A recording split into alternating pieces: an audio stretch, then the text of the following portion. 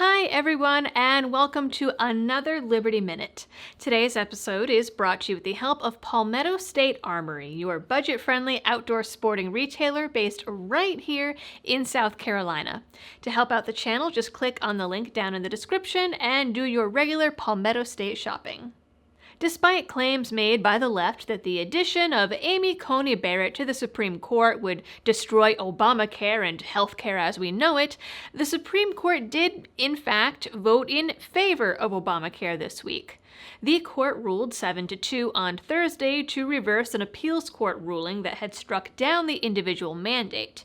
Texas, in addition to about a dozen largely red states, had filed the lawsuit, arguing that when the individual mandate penalty was reduced down to 0, it proved that the mandate, and thus the entire ACA, was unlawful. The lawsuit made its way up through the system, during which the Fifth Circuit agreed that the individual mandate was unconstitutional. But then, 20 Democrat states, led by California, of course, asked the Supreme Court to see the case and reverse the Fifth Circuit's decision, claiming that if the penalty was 0, it was no longer an individual mandate, and that gave the citizens a choice as to whether or not to buy in.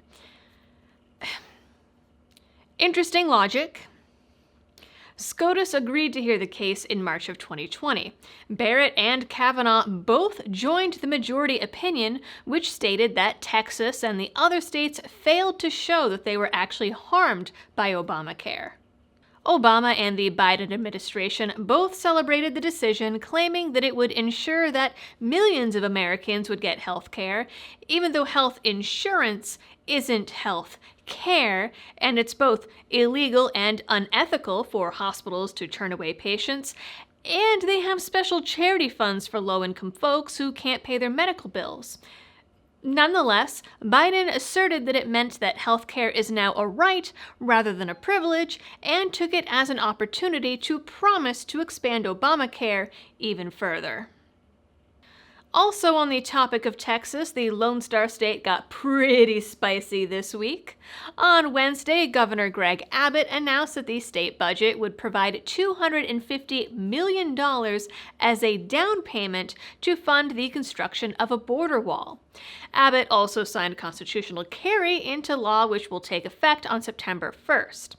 And in perhaps the biggest and ballsiest of moves, Abbott signed a resolution invoking the 10th Amendment.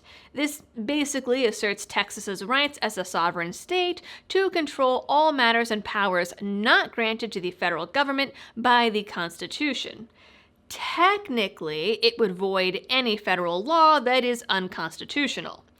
There's controversy as to whether or not this actually has any teeth, and did come at the unfortunate time that the folks who run the state's power grid are again asking people to conserve power and not use their ACs for fear of another grid failure. So some of Texas is not that sympathetic.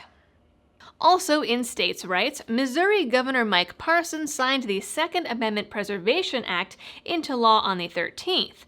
But then on the 17th, Joe Biden's Department of Justice responded by sending state officials a letter claiming that the state can't actually opt out of gun control. As reported by the AP, the letter says that the act, quote, conflicts with federal firearms laws and regulations. The administration claims that the law threatens to disrupt the working relationship between local and federal authorities, and pointed out that the state does receive federal grants, which appears to be a passive-aggressive threat to take those grants away.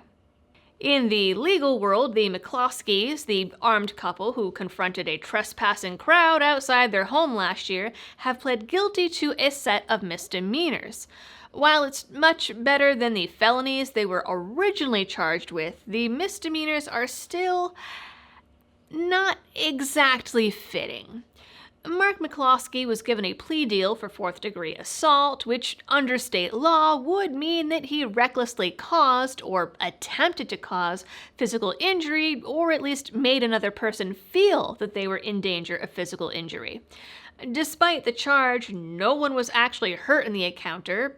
no shots were fired, and it was, after all, a crowd of people trespassing in a private neighborhood during a time in which trespassing crowds had the reputation of being pretty violent and destructive.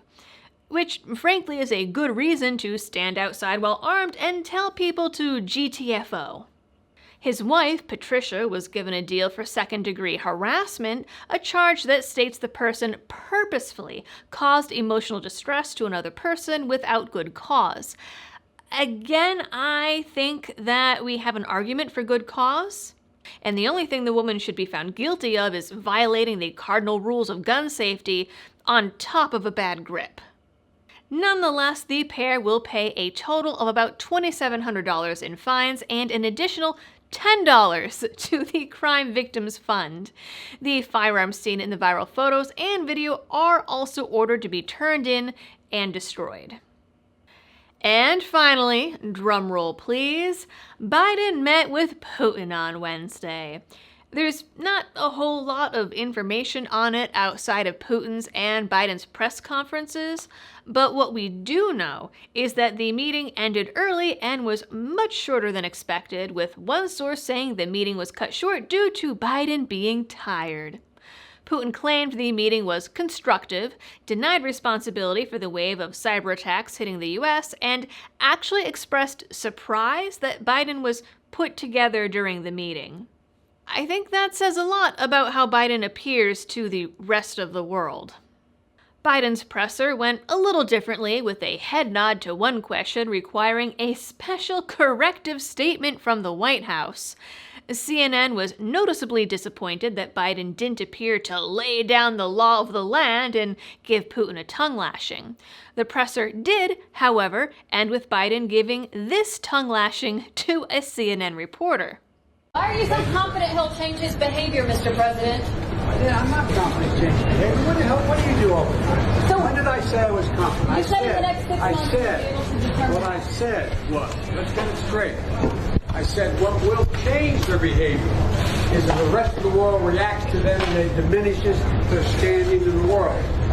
I'm not confident of anything. I'm just stating the fact. But given his past behavior has not changed, and in that press conference after sitting down with you for several hours, he denied any involvement in cyber attacks, he downplayed human rights abuses, he even refused to say Alexei Navalny's name. So how does that account to a constructive meeting as President Putin? You don't understand that. You're in the wrong business. Is the summit with China next? And it being CNN is beautifully ironic. Alright folks, you are all caught up on the major headlines. If you liked this video, please check out my channel for my other videos as well as weekly live streams every Friday at 7 p.m. Eastern. As always, thanks for tuning in, and I'll catch you on the next one.